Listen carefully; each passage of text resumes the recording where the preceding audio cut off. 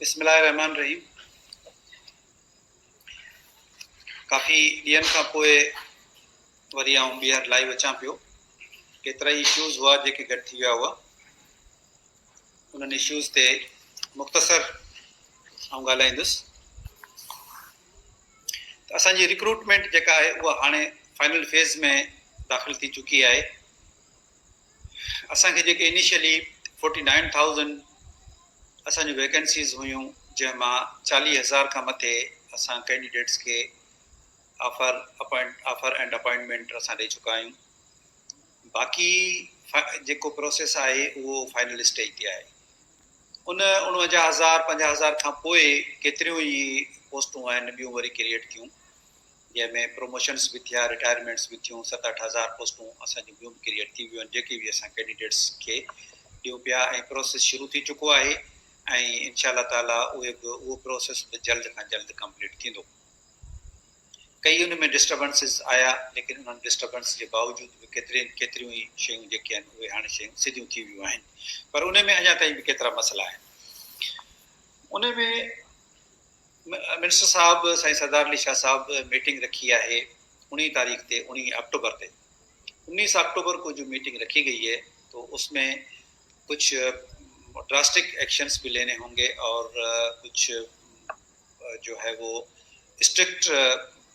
Strictness भी देखी जाएगी उसमें।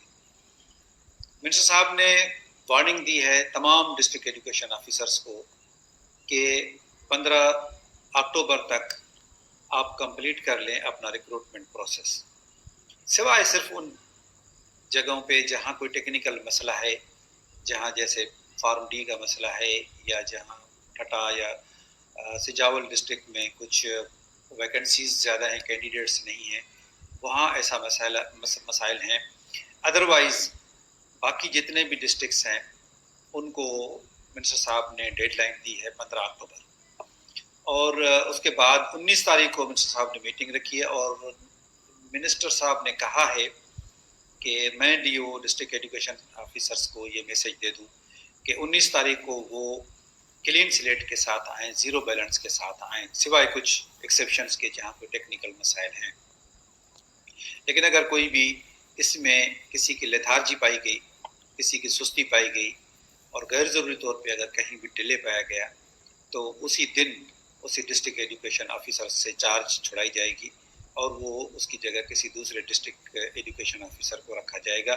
ये स्ट्रिक्ट वार्निंग है मिनिस्टर साहब की तरफ से।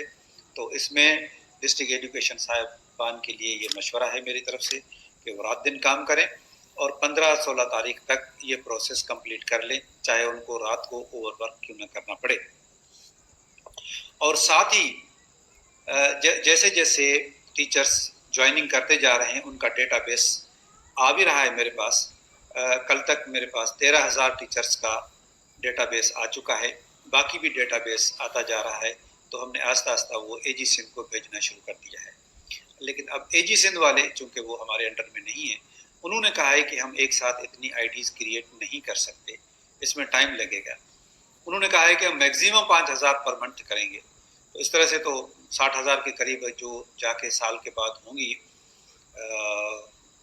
अपॉइंटमेंट्स, ये तो साल लग जाएगा। बहरहाल ये उनके हाथ में।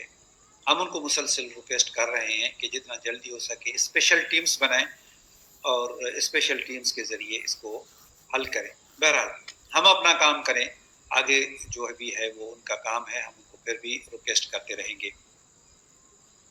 IBHM का मसला ये बार बार आ रहा है, और ये फिर सिंध पब्लिक सर्विस कमीशन ने हमें लेटर लिखा है कि इसमें ओपिनियन मांगा है एजी सिंध से कि वो सुप्रीम कोर्ट ने जो डिसीजन दिया है और हाई कोर्ट ने जो डिसीजन दिया है, इनकी रोशनी में आप अपना ओपिनियन दें। इस सिलसिले में मेरी मुलाकात नए एजी साहब से हो चुकी है। उनका रिस्पांस बड़ा पॉजिटिव था और उन्होंने कहा कि चंद दिनों में वो एवेल्यूएट करके सिंध पब्लिक सर्विस कमीशन को लेटर लिख देंगे, और मुझे उम्मीद है कि वो पॉजिटिव लेटर होगा और जो IBHMs हैं उनका मसला हल हो जाएगा। Regularisation of PSTs, regularisation of JSTs and ECTs, जो 2018-19 में जो JSTs और ECTs अपॉइंट हुए थे, उन्हनि जे लाइ इहो सुठी ख़बर आहे त जनाब चीफ मिनिस्टर साहिबु समरी साइन करे छॾी आहे ऐं उन समरी खे हुकुम कयो आहे त उनखे काबीना में रखियो वञे। छो जॾहिं CM साहिबु समरी सही करे छॾींदा आहिनि पोइ घणो वक़्तु न लॻंदो आहे, घणी देरि न लॻंदी आहे। असां काबीना खे बि समरी मोकिले छॾी आहे ऐं इनशाला ईंदड़ इजलास जेको काबीना जो हूंदो उन में इहो मैटर डिस्कस थींदो ऐं इनशाअल्लाह ताला पॉज़िटिव रिज़ल्ट ईंदी। तंहिंजे करे जेके IB HM आहिनि ऐं ECTs आहिनि उन्हनि जे लाइ उमेद अफ़ज़ा ख़बर आहे ऐं उमेद त उहे ऐं उन्हनि जो मसइलो हल थी वेंदो।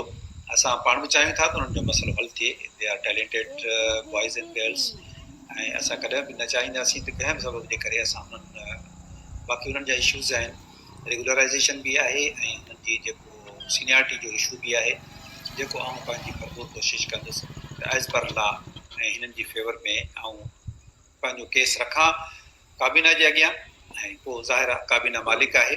असांजो कमु आहे केस बहितर तरीक़े सां रखणु, काबीना उन ते फ़ैसिलो कंदी, काबीना खे फुल अख्तियार आहे। अपग्रेडेशन ऑफ PSTs जी अपग्रेडेशन जो प्रोसेस असां सॼी सिंध में शुरू करे छॾियो आहे। कुझु टेक्निकल इशूज़ विच में आया हुआ। फाइनेंस डिपार्टमेंट जो नुमाइंदो जेको इशू हो जंहिंमें उहो हिकिड़ो नुमाइंदो पूरे न पियो पइजी सघियो, उन खां पोइ असां वरी फाइनेंस डिपार्टमेंट खे रिक्वेस्ट कयो ऐं हुननि पंहिंजा नुमाइंदा असांजो जेको CMO आहे उनखे नुमाइंदो मुक़ररु कयो आहे ऐं इन जे करे असांजो कमु तमामु तेज़ी सां वधे पियो ऐं केतिरनि डिस्ट्रिक्ट्स जा रिज़ल्ट्स अचनि पिया। उन में हिकु अधु टेक्निकल बि शइ बि अची वई आहे जंहिंजे करे असां नोटिफिकेशन न पिया कढूं ऐं उहा इनशाअल्लाह ताला सुभाणे मुंहिंजी मीटिंग पंहिंजो चलगरी साहिब सां एक्सपेक्टेड आहे ऐं उन ते उहे शयूं आहिनि, केतिरियूं शयूं अहिड़ियूं आहिनि जेके ओपनली नथियूं ॿुधाए सघजनि, उहे चलगरी साहिब सां डिस्कस कंदासीं ऐं उन खां पोइ असां तइ कंदासीं त असांखे कहिड़े तरीक़े सां नोटिफिकेशन कढणो आहे।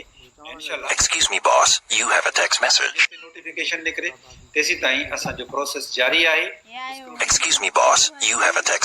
जिन जिन ज़िलनि में डॉक्यूमेंटेशन अञा पूरी न थी आहे उन्हनि जे DOs खे, उन्हनि जे DOs प्राइमरी खे ऐं उन्हनि जे ॿियनि ऑफिसर्स खे ऐं इवन उस्तादनि खे बि गुज़ारिश आहे त उहे पंहिंजी डॉक्यूमेंटेशन पूरी करे ACRs वग़ैरह या नो ड्यूज़ वग़ैरह सर्टिफिकेट्स वग़ैरह का एॾी वॾी ॻाल्हि कान्हे, उहे जल्दी सां कंप्लीट करे जमा कराइनि।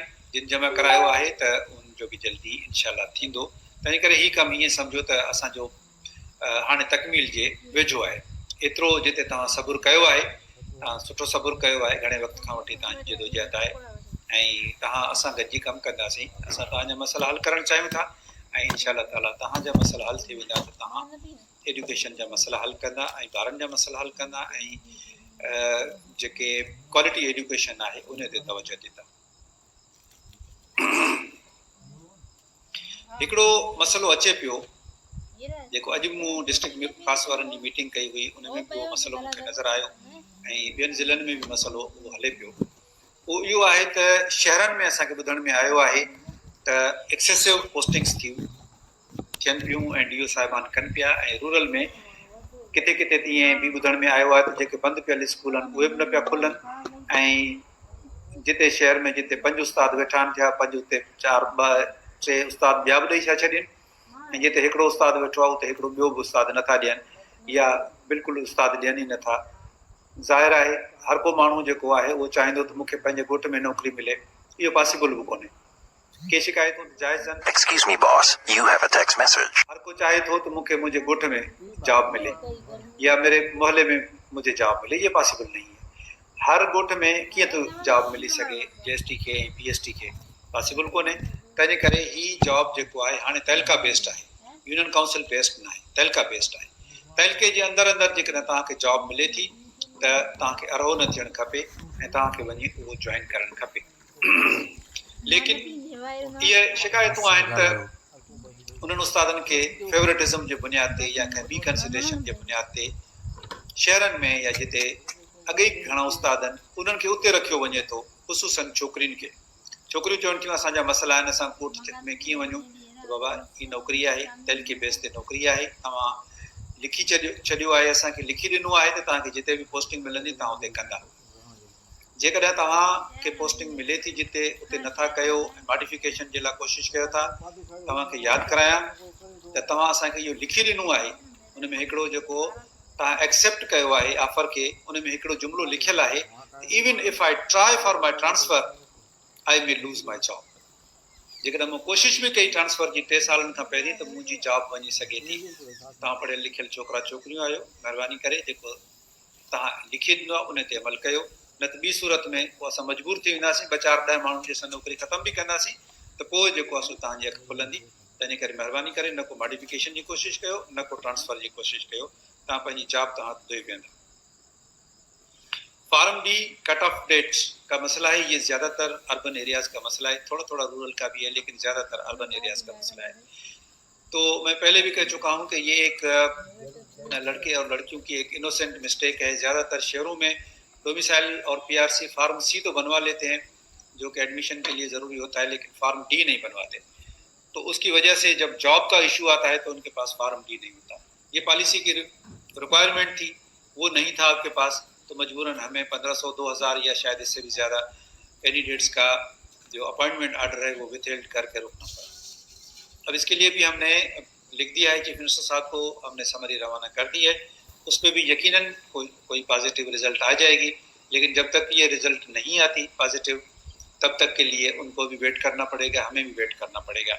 मजबूरी है, ये गलती उनकी है, कैंडिडेट्स की गलती है, हमारी गलती नहीं है। इनोसेंट ही सही, लेकिन गलती उनकी है। Excuse me, boss. You have a text message. में आता है, मैसेज आता है, या लोग कहते हैं कि we are the victims of farm D. You are not victims. You are victim of your own lethargy। और आपके अपनी जो कम इल्मी थी, अपनी कम इल्मी को देखिए, कानून में कहते हैं कि ignorance of law is no excuse. कोई बंदा कोई कानून तोड़ता है और कहता है कि मुझे इस कानून का तो पता ही नहीं था, तो ये कोई एक्सक्यूज नहीं है। आपको नौकरी के लिए फॉर्म डी चाहिए था, ये एडवर्टाइजमेंट में भी लिखा हुआ था, आपने नहीं बनवाया, वक्त पे नहीं बनवाया, तो ये आपकी गलती है। आपकी गलती को हम सुधारने की कोशिश कर रहे हैं, लेकिन आप ये इंप्रेशन नहीं दें हमें कि आपके साथ कोई ज्यादती हो रही है। आपने अपने साथ आप खुद ज्यादती की है, हमने कोई ज्यादती नहीं की है। वही सूरत हाल डोमिसाइल की भी है। 800 डोमिसाइल्स ऐसे थे जिनके डिजिट्स सिंध के डिजिट्स नहीं थे। हम ये नहीं कहते कि वो सारे के सारे जाली हैं, हम ये भी नहीं कहेंगे कि वो सारे के सारे दुरुस्त हैं। हमने ये डिप्टी कमिश्नर साहिबान को लिखा है कि इन डोमिसाइल्स को वेरीफाई करके दें कि ये डोमिसाइल सही हैं या गलत हैं। तो हमें बहुत कम रिस्पांस आया है डिप्टी कमिश्नर साहिबान से। हम बार बार उनको लेटर्स लिख रहे हैं, लेकिन उनका रिस्पांस हमें नहीं मिल रहा। अब हम किसी भी डीसी से रब्ता करते हैं तो वो कहते हैं हम तो बिजी हैं इसमें रिलीफ वर्क में। ज़ाहिर है वो बिजी भी हैं, इसलिए हम उनको ज़्यादा प्रेशर नहीं कर सकते, लेकिन जब तक उनकी वेरिफिकेशन नहीं होगी तो ज़ाहिर है ये मामला यूं ही रहेगा और ये विथहेल्ड रहेगा। कुछ लोग मुतालबा करते हैं, जो मुतालबात हैं, कुछ लोग का जिनका जायज़ मुतालबा होता है, हम उस पर काम भी करते हैं, हम उनसे मुज़ाकरात भी करते हैं और हम उनके मसला हल करने के लिए कोशिश भी करते हैं। लेकिन कुछ मुतालबात जो हैं वो